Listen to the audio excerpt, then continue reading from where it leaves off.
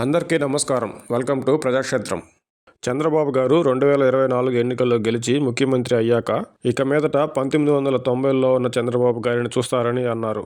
అప్పట్లో అధికారులను ఉరుకులు పరుగులు పెట్టించిన చంద్రబాబు గారు ప్రస్తుతం అధికారులను ఏమీ అనలేని స్థితిలో ఉన్నారనే చెప్పాలి. ప్రజలు రికార్డు విజయాన్ని అందించినా ప్రజలు ఆశించినట్లు కాకుండా అధికారుల తప్పులను, అధికారుల అలసత్వంతో వందల కోట్ల ప్రజాధనం వృధా అవుతున్న తీరును చంద్రబాబు గారు చూసి చూడనట్టు పోతున్నారనే అనుకోవాలి. అధికారుల వ్యవహారంలో తాను చేస్తే ఒప్పు, ఇతరులు చేస్తే తప్పు అన్నట్టుగా చంద్రబాబు గారి తీరు ఉందనే చెప్పాలి. గ్రూప్ 2 అంశంలో పరీక్షను వాయిదా వేయాలని ప్రభుత్వం లేఖ రాసినా ఏపీపీఎస్సీ వాయిదా వేయకపోవడంతో నెపాన్ని ఏపీపీఎస్సీ చైర్మన్ గారిపై నెట్టేసే క్రమంలో చంద్రబాబు గారు టెలికాన్ఫరెన్స్లో మాట్లాడిన మాటలను బయటపెట్టారు.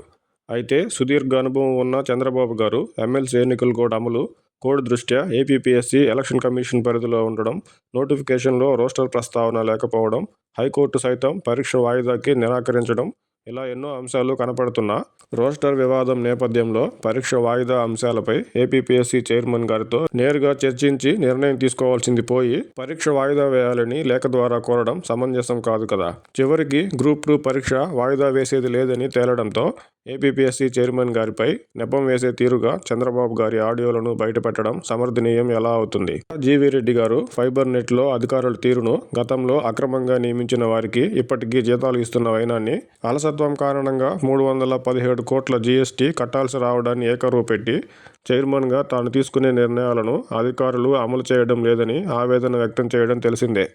ఇదే విషయంలో జీవీ రెడ్డి గారిని బహిరంగంగా అధికారులపై ఆరోపణలు చేయడంపై చంద్రబాబు గారు అక్షింతలు వేసినట్టు వార్తలు వచ్చాయి. చంద్రబాబు గారు తీరు మార్చుకోవాలని అధికారులను పదే పదే హెచ్చరిస్తున్నా అధికారులు అదే తీరుతో సంస్థకి నష్టం చేస్తూ, ప్రజాధనాన్ని వృధా చేస్తూ, అన్నిటికీ మించి గతంలో అక్రమంగా నియమించిన వారికి జీతాలను చెల్లిస్తూ, అలాంటి అధికారులపై చర్యలు తీసుకొని సంస్థ కోసం నిజాయితీగా పనిచేయాలని భావించిన జీవీ రెడ్డి గారిని మందలించి అధికారులను వెనకేసుకొచ్చేలా చంద్రబాబు గారు వ్యవహరించడాన్ని ప్రజలు హర్షించరనే చెప్పాలి.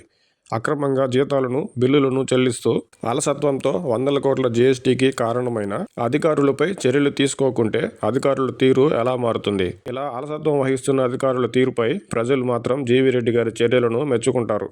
అదే సమయంలో ప్రజల పక్షాన నిజాయితీగా పనిచేయాలని భావిస్తున్న జీవీ రెడ్డి గారి లాంటి వారిని మెచ్చుకోవడం మానేసి అలసత్వంతో సంస్థలకు, ప్రభుత్వానికి నష్టం చేస్తున్న అధికారులకు వంతపాడితే ప్రజలు ఎన్నుకున్న ప్రభుత్వం అధికారుల కోసమా లేక ప్రజల కోసమా అనే చర్చ ప్రజల్లో తప్పక జరుగుతుంది. ఇదే విధంగా అసమర్థ, అలసత్వ అధికారులకు మద్దతు కొనసాగిస్తే ప్రజలు చంద్రబాబు గారికి ఇచ్చిన మద్దతుపై పునరాలోచన చేస్తారని ఖచ్చితంగా చెప్పొచ్చు.